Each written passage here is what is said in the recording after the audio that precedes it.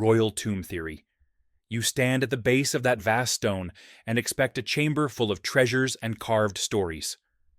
For a long time, experts read these monuments as giant burial complexes that grew from simple mastabas into monumental royal tombs. The stepped tomb of Djoser shows an early stage. Archaeologists led by Mark Lenner found a workers' town, bakeries and quarry scars nearby that fit a planned mortuary program. So why do many internal spaces look empty when people expect riches and complete inscriptions? The short answer is people and time. Looting happened early and often. Ancient records and later travelers describe organized stripping of goods. In 2013, archaeologists discovered papyri at Wadi el-Jarf that describe work crews, boat journeys, and limestone deliveries for the Great Pyramid. That single find gave us a named foreman and daily logistics, no aliens required. When the precious items go, the obvious proof is gone. Organic materials like wood, rope, and cloth do not last forever. They rot and leave little trace in disturbed ground. Even built stone can disappear when later builders strip facing stones to reuse for new projects. That reuse erased whole parts of original designs and removed clues about how the structures looked when finished. Preservation bias skews what we find.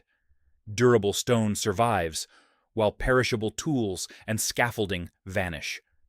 Early excavators sometimes dug where legends pointed and missed quieter contexts that would have shown everyday work.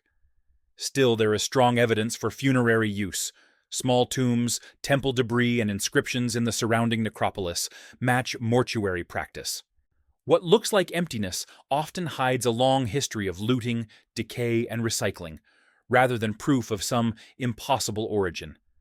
Archaeologists also found bakeries and evidence of organized feeding near major sites, which tells a clear story about labor and planning.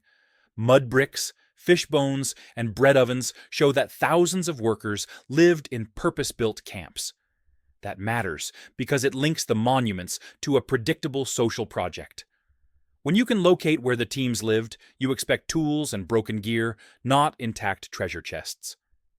Sealing practices inside the pyramids also explain silence. Workers deliberately blocked corridors and wedged stone plugs to close off chambers. Those interventions aimed to protect the dead and their rights. Over time, the seals were opened and reused by later visitors or by officials who wanted access. That process destroys contextual layers that archaeologists use to read original use. Deliberate erasure also plays a role. Later, rulers chiseled out the names of predecessors for political reasons long after the monuments stood complete. That removal eliminates inscriptions that would otherwise provide direct answers. So missing names can be a historical record of conflict, rather than proof that nothing existed in the first place. Modern science is changing the story. Non-invasive scans have found sealed voids and hidden corridors, which proves that absence on the surface is not final. Still, those internal spaces often contain rubble rather than a hoard. The deeper point is simple. The funerary model predicts both the presence of ritual architecture and the disappearance of perishable things through looting, decay, and reuse. When a chamber is empty, it is often an artifact of history, not a mystery of origin. Internal ramp theory. Picture walking into a dim passage and feeling the weight of stone above you as work crews hauled blocks past your shoulder. French architect Jean-Pierre Houdin proposed that instead of a massive outer ramp, builders carved a working ramp inside the rising mass. He used three-dimensional models to show how an internal spiral could let teams haul and turn blocks without towering earthworks on the outside. The strength of this idea is practical. If the ramp sits inside the structure, it disappears under finished faces. That makes missing external traces expected rather than mysterious. People point to subtle internal anomalies and narrow corridors that fit the geometry of a hidden service path. Some also suggest short external notches or temporary openings where blocks were turned, which would be filled over when work finished. This model also offers a reason why modern surveys sometimes find cavities. New physics-based imaging has detected voids that could be structural or functional. Finding a sealed passage would support the idea of in-place, working spaces that never left outside scars. Yet critics are right to ask for proof. A sealed ramp would be hard to detect without careful, non-invasive scans and permission to investigate. The model explains absence by making the method part of the final fabric instead of an ephemeral external tool. Proponents point to a few concrete clues that make the internal ramp idea plausible. Stone tool marks and slight shifts in internal masonry geometry match paths a service ramp might take. Computer models show how angles and turn radii could let teams move blocks safely up a spiral passage. Supporters also note where temporary openings could let workers enter and remove debris as the structure rose. Critics respond with good reasons for caution. The same anomalies can be structural or ritual.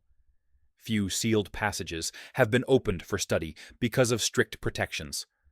Without targeted permission to probe and careful non-invasive imaging, turning a model into confirmed fact remains difficult.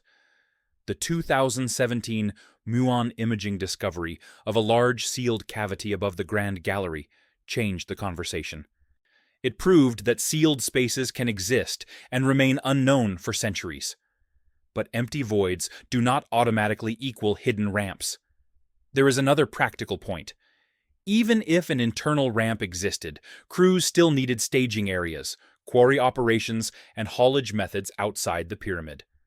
Those external activities can be subtle and are easily erased by later reuse and erosion. So, the model does not eliminate external logistics. It shifts some of the expected traces into the interior and makes them invisible until modern methods find them. So, the internal spiral ramp explains missing outside evidence by putting the work where we cannot see it. It also demands careful scientific proof. External ramp theory. Imagine a low earth ramp rising gradually from the quarry to the worksite like a temporary road that disappears when the job is done. For decades, engineers have proposed many shapes. Straight ramps, zigzag ramps, staged ramps that rise with the pyramid itself. The common thread is simple. Build a slope, haul the block up, then remove everything and reuse the material. That expectation creates a puzzle when investigators find little sign of a ramp.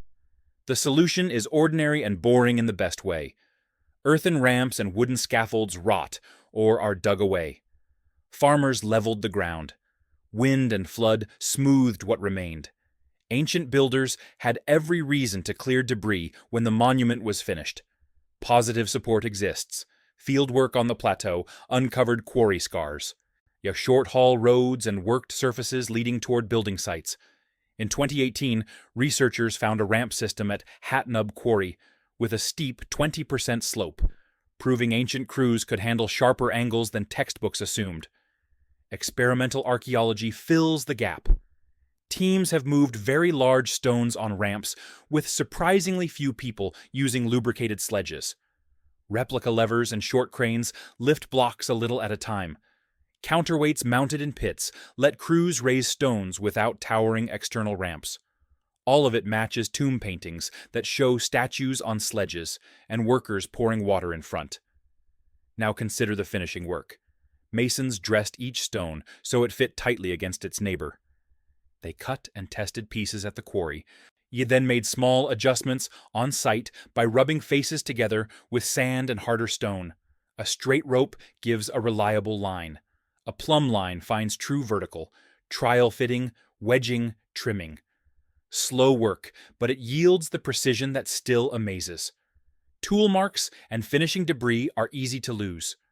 Rubbing leaves powder that scatters. Chisel marks blur under weather.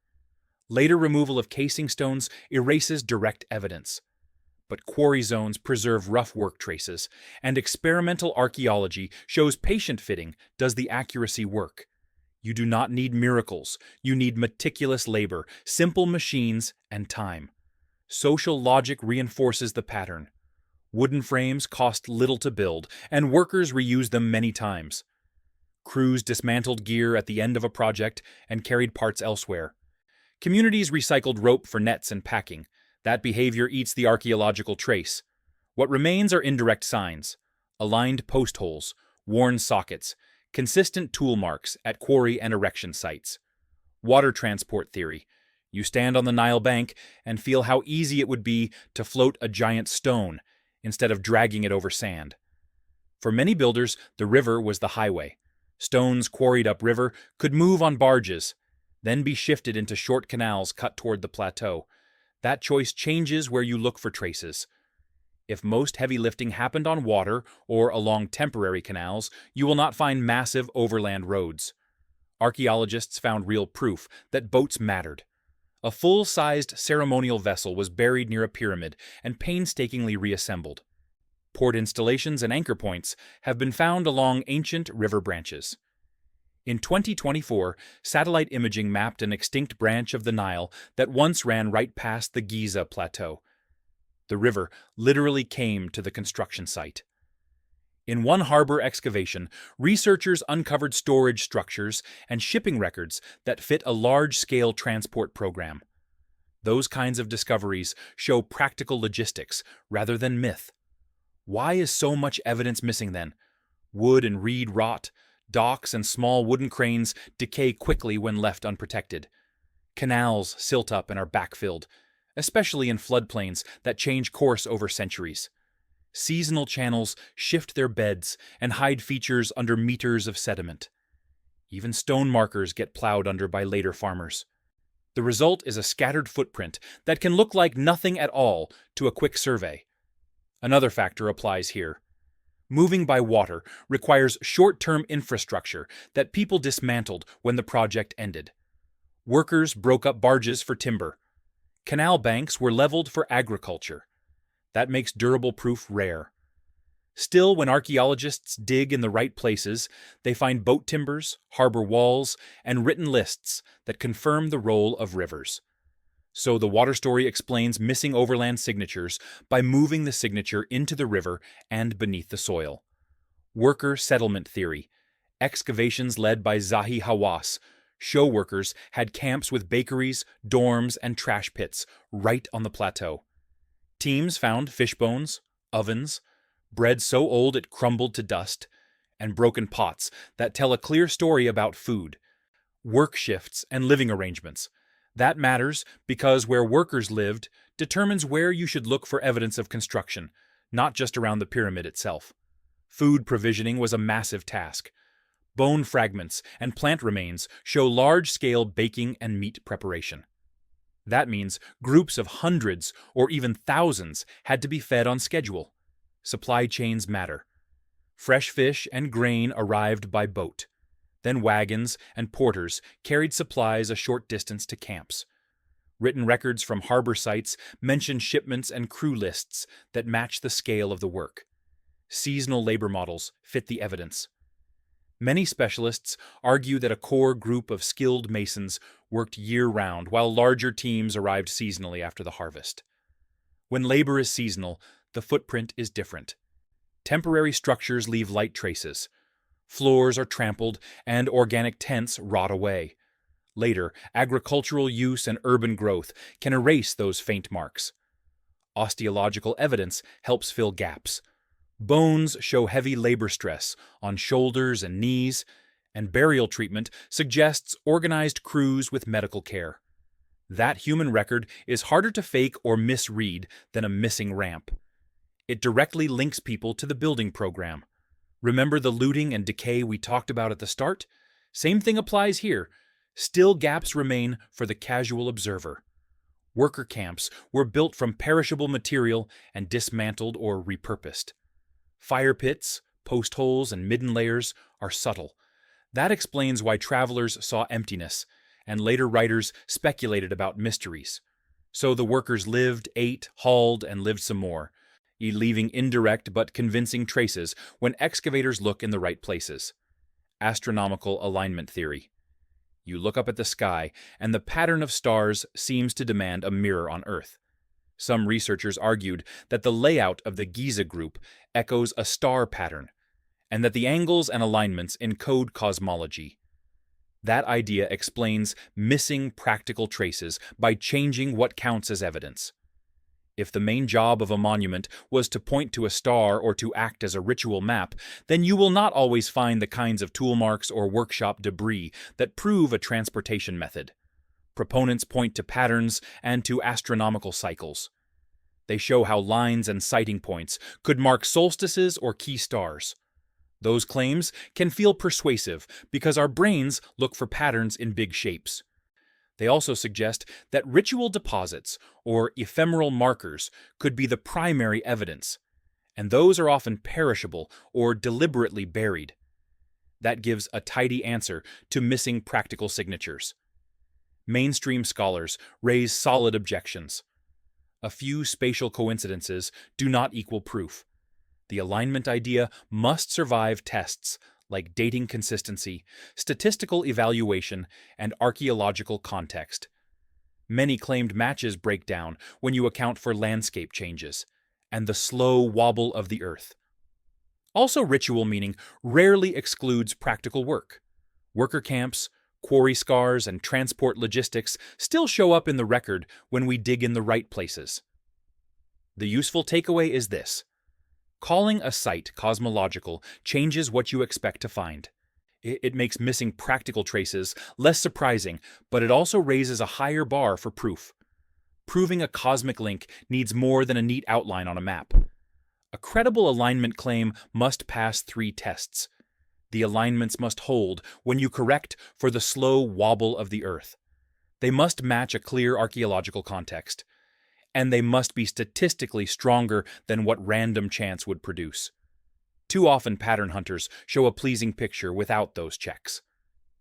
Consider the kind of proof you would expect if a site were meant as a sky map. You would find ritual deposits placed at sighting points. You would discover inscriptions or offerings calling out celestial names. You would see repeated angles used across several related monuments dated to the same era. Those are positive, testable signs. If those signs are missing, the alignment claim loses force. Why are those signs often missing? First, symbolic markers can be perishable. Wooden sighting posts, painted alignments, and rope markers do not survive long on an exposed plateau. Second, ritual markers can be deliberately buried as part of ceremony. A deliberate burial makes the evidence hard to spot unless you dig in the right place. Third, landscapes change. River courses move and horizons shift, so a sightline that mattered 3,000 years ago can seem meaningless today. There is also a cognitive trap. Our minds seek patterns. Over large scales, you can always find a line that looks meaningful. Archaeologists rely on multiple lines of proof, not just a single map match. When cosmology explains missing practical traces, it demands stronger positive proof. Geopolymer concrete theory. You look at a pyramid block and assume someone cut it from a quarry and dragged it up a ramp. But what if some blocks were poured like concrete instead of carved like sculpture?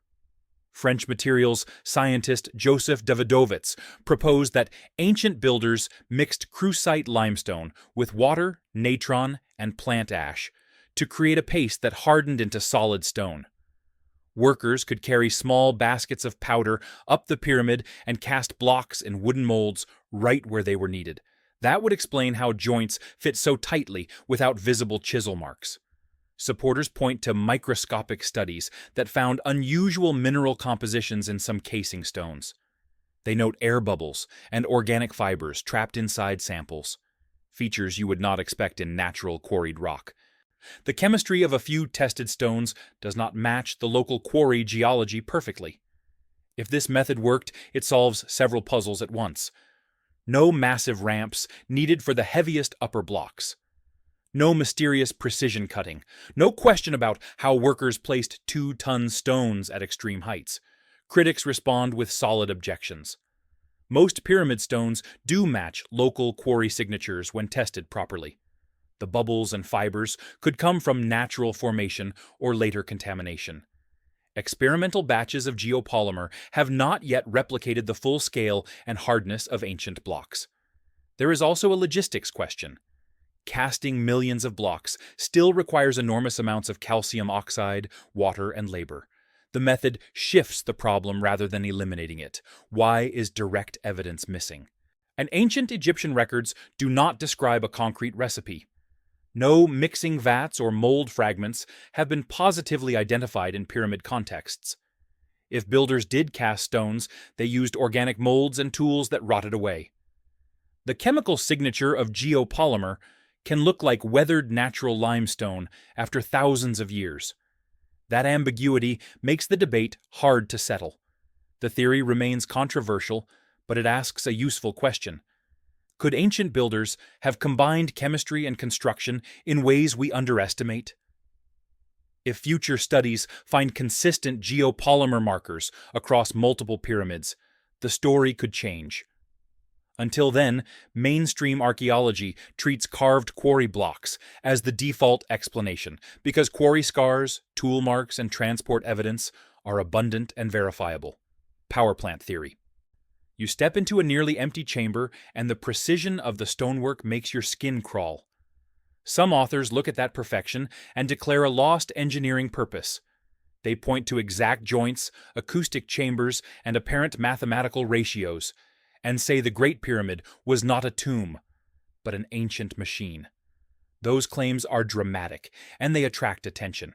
Proponents like Christopher Dunn highlight fine tool marks and structures they interpret as conduits, resonators, or even energy generators. When expected, evidence is absent. They argue it was removed, hidden, or deliberately misread by mainstream archaeologists who are said to have a closed mind. Mainstream specialists respond with clear standards. Skilled masons can cut and polish stone to high precision using simple tools and patient techniques. Acoustic effects can arise from shape without meaning.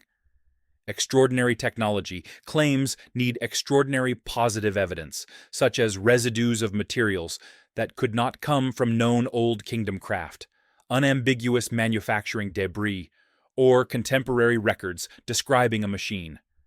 Those do not exist in reputable peer-reviewed literature. Methodological errors matter.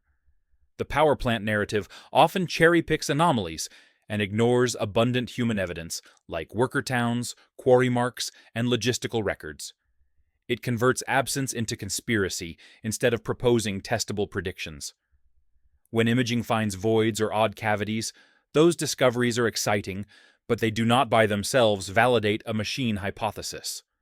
So, the advanced technology view explains missing evidence by claiming concealment or categorical misinterpretation. Serious claims must make testable predictions that lead to new discoveries when followed. Hydraulic lift theory. You watch workers struggle to drag a sled and wonder if there was an easier way. Recent research suggests water did more than just lubricate paths. It may have lifted the stones themselves. Engineers studying the step pyramid of Djoser proposed that builders used a hydraulic elevator system. The idea involves a central shaft filled with water and a floating platform that rises as water is pumped in from below. Workers load a block onto the platform, add water, and the stone rises like cargo in a lock. That would explain how heavy blocks reached interior chambers without impossible ramp angles. The system uses physics that ancient Egyptians understood well. They managed Nile floods, built canals, and controlled irrigation for centuries before the pyramids.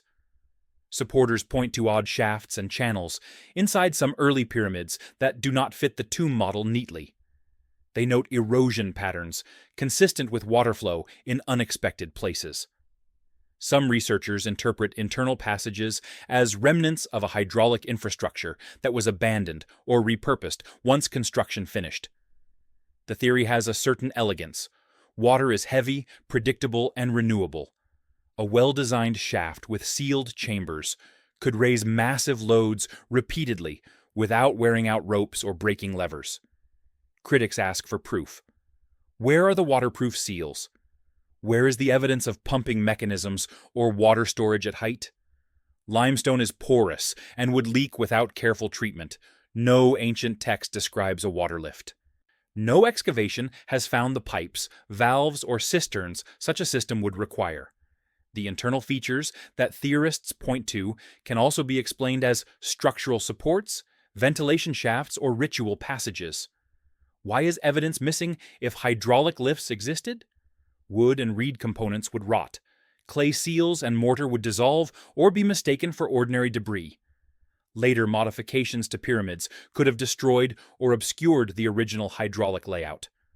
The theory remains speculative, but it highlights an important point. Ancient builders had access to hydraulic knowledge that we sometimes underestimate. Whether they applied that knowledge to pyramid construction is an open question. If future excavations find sealed chambers with residue patterns consistent with repeated flooding, the hypothesis could gain traction. Until then, it sits alongside other creative proposals that push us to look harder at overlooked features. Ancient astronaut theory. You see a gap in the evidence, and a story fills it fast. The claim goes like this: the skill and scale of some monuments seem beyond what ancient people could do with known tools. Missing machines, missing plans, missing records. Therefore, non-human visitors must have helped. It is a tidy story. It also ignores the papyri, the worker towns, the quarry scars, and the 4,000-year-old bread we already talked about. That is the emotional hook. It promises a clean solution to a messy puzzle. It satisfies a hunger for wonder. It also flips the burden of proof. Instead of offering positive, testable signs of a new agent, the claim points to absence and calls that absence proof. What would real evidence look like if non-human builders had been involved? You would expect clear material traces that cannot come from known ancient technologies. You would expect consistent, reproducible residues, alloys, or mechanisms that break current craftsmanship patterns. You would expect contemporaneous records that mention unfamiliar tools or visitors. You would expect independent teams to replicate the findings and publish the results in credible scientific outlets. Proponents sometimes point to anomalies, peculiar cavities, and precision work. Those are striking, but they can also be explained by patient human labor, by sealed spaces used for other purposes, or by selective attention to the most dramatic details. The problem for the ancient astronaut story is that it often treats missing evidence as intentional removal rather than a gap that calls for testable predictions. Skeptics ask for positive tests. They ask for material that is not consistent with local geology. They ask for manufacturing debris that matches no known human technique. They ask for peer-reviewed studies that reproduce strange findings. Until those things exist, the safer conclusion remains human builders using methods that leave faint or perishable traces. Spoiler: they have not found any of it. So, if absence is the argument, what kind of unmistakable, positive proof would make you consider non-human builders seriously, and where would we even begin to look for it? To make a non-human builder claim credible, you need positive proof, not just an absence. First, you need a material signature that cannot come from known ancient craft. That might be a metal alloy with a composition outside geological expectations, or a tool residue embedded in stone that shows machining beyond known methods. Second, you need manufacturing debris. Machines leave scrap, people leave offcuts. Those traces should be consistent and datable. Third, you need contemporaneous records. If builders used unusual tools or visitors arrived, then written or pictorial evidence from the same period would be a game changer. Fourth, you need reproducible science. Multiple independent labs should confirm any extraordinary material, find and publish in peer-reviewed venues. Where would investigators start? Look for anomalous residues in sealed contexts that have not been disturbed by later activity. I use non-invasive imaging to target sealed chambers and then apply strict sampling protocols. Compare materials to local geology and to known ancient metallurgy. Invite independent teams to test and replicate results. Method matters a lot. Extraordinary narratives often begin by picking the most dramatic detail and ignoring the broader context. That is why archaeologists emphasize context, stratigraphy, and multiple lines of evidence. If a claim depends on missing proof, then it must propose a clear test that would create new, positive evidence when followed. Finally, ask yourself a simple question when you hear a bold claim. Does it make a testable prediction that would change minds if proven? If not, then it is storytelling. And storytelling, however entertaining, is not archaeology. If yes, then demand the test.